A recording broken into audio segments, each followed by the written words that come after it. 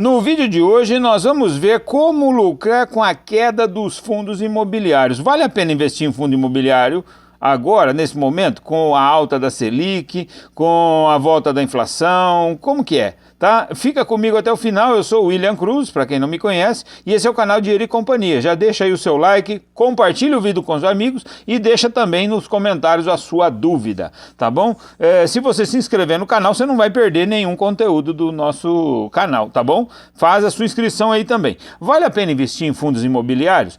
De qualquer forma, vale sempre a pena investir em fundos imobiliários? Uma vez que investir em fundo, o que é investir em fundos imobiliários se não investir em imóveis, né? Na verdade, você tem uma série de vantagens sobre um investimento unitário seu, pessoal, de comprar um imóvel, por exemplo. Se você compra um imóvel, primeiro que para você ter a rentabilidade advinda dele, você tem que desembolsar o valor integral do imóvel, certo? Sendo que você tem vários inconvenientes. Por exemplo, se você locar um imóvel, você vai ter que pagar imposto de renda. Se você comprar o mesmo valor de fundos imobiliários, você tem incentivo do governo e você não paga nenhum imposto de renda da lucratividade que ele vai te apresentar. O único imposto de renda que você vai pagar é no caso de você vender e ter ganho com ele, tá? Em cima do que você ganhar com a venda do ativo no futuro. Mas o dividendo ou aluguel que vier dos fundos imobiliários, você não vai ter que desembolsar nada.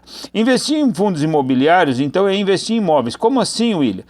Você vai comprar uma cota de um fundo imobiliário que vai pegar todo aquele dinheiro, é um grupo de pessoas, um monte de gente que compra um monte de cotinha, certo? Divide um bolão, né, de, vamos dizer, 3 bilhões, por exemplo, 1 milhão e 800 milhões, 1 bilhão e 800 bilhões, é tudo coisa assim, cifra muito alta, né, que pequenos investidores como eu, ou talvez você, não teríamos acesso a grandes imóveis, e aí eles compram assim, shopping centers em grandes capitais, aí você tem os fundos de tijolos, shopping centers em grandes capitais, galpões logísticos para locação para a Amazon, por exemplo, para o Mercado Pago, para essas firmas de e-commerce, né, de entrega e tal, que está crescendo muito hoje no mercado. E você já começa a receber os dividendos, mesmo não tendo valor integral. Você tem que comprar uma cotinha.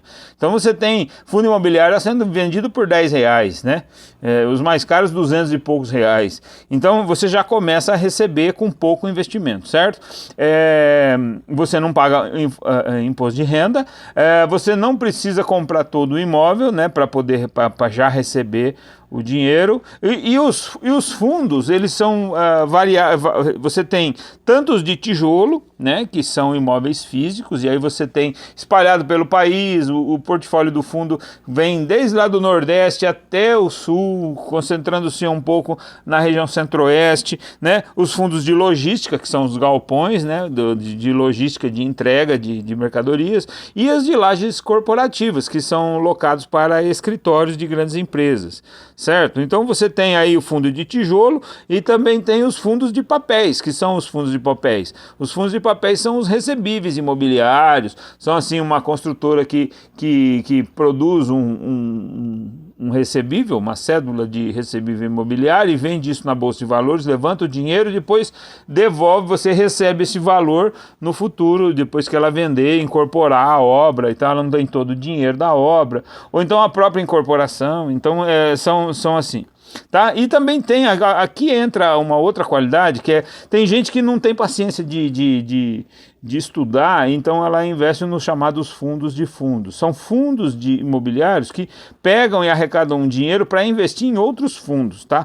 Então são chamados FOFs, eles são extremamente diversificados, mistos, né? Então eles são tanto de logística, o galpão investe em fundo de tijolo, em fundo de shopping, em fundo de galpão logístico, em fundo de CRI, em fundo de lajes corporativas, né? Então eles são mistos. Então as vantagens dos FOFs, Em primeiro lugar, a diversificação, que você já ganha logo de cara, certo? Então você já diversifica, você investe em todo tipo de fundo aí, tá? A exposição também a fundos imobiliários são chamados exclusivos, são fundos imobiliários para quem tem mais de R$ 1 milhão, né?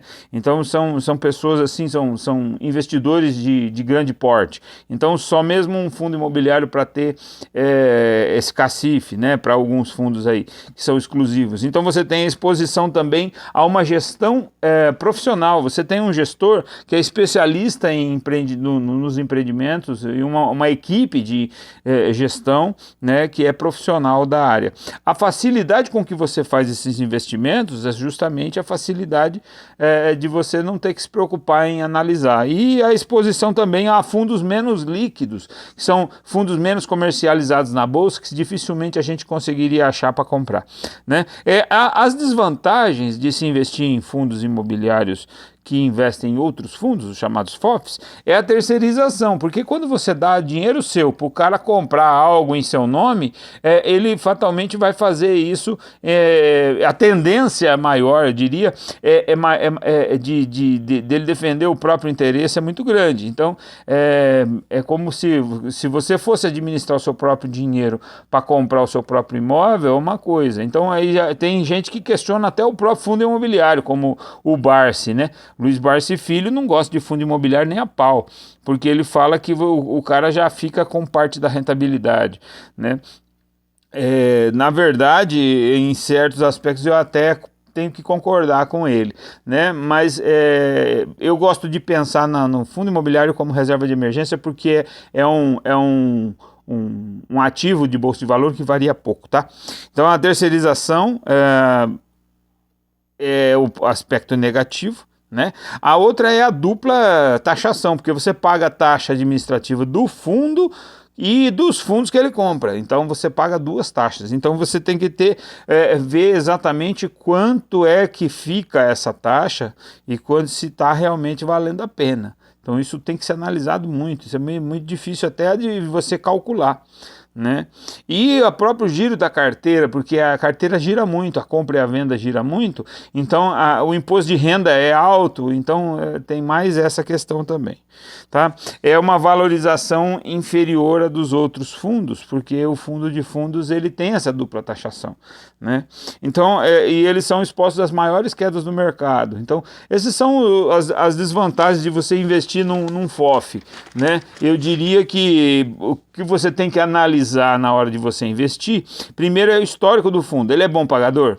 Ele nos últimos 5 anos ele tem pago bons dividendos? O dividend yield dele nos últimos 5 anos tem girado em torno de quanto, né?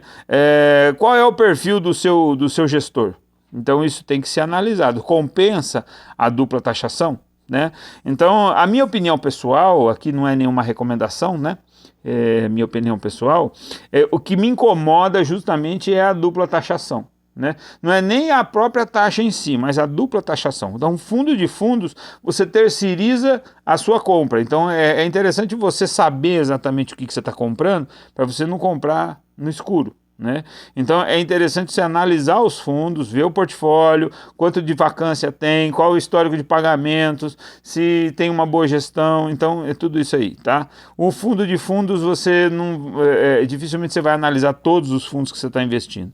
Então, além de ter dupla taxação, eu diria isso, tá? Obrigado por ter ficado até aí.